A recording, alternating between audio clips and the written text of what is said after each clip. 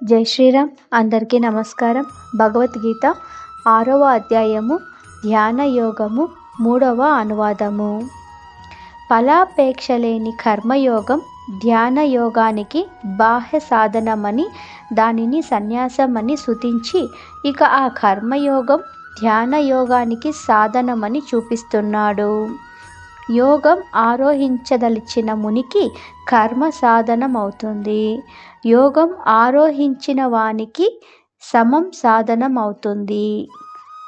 ఆరురుక్షువు అంటే ఆరోహించవలెననే కోరిక ఉన్నవాడు.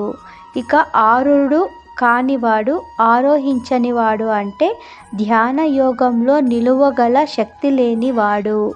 అటువంటి మునికి ఫలాపేక్ష లేకుండా చేసే కర్మయోగం సాధనమవుతుంది.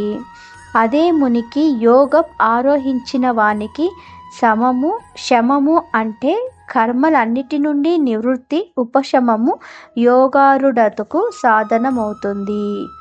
కర్మల నుండి ఎంతెంత విరమించుకుంటూ పోతాడో అంతంత అతడు ఆయాసరహితుడు, జితేంద్రియుడు అయ్యి అతని చిత్త సమాధానం చెందుతుంది. అట్లా కావడంతో అతడు తర్వాత యోగకారకుడు అవుతాడు. ఇదే అన్నాడు వ్యాసుడు. ఏకాత, సమాత, సత్యత, శీలము, స్థితి, అహింస, అర్జవము, వివిధ క్రియల నుండి విరామనము, వీటితో సమానమైన ధనం బ్రాహ్మణునికి మరొకటి లేదు. జై శ్రీరామ్.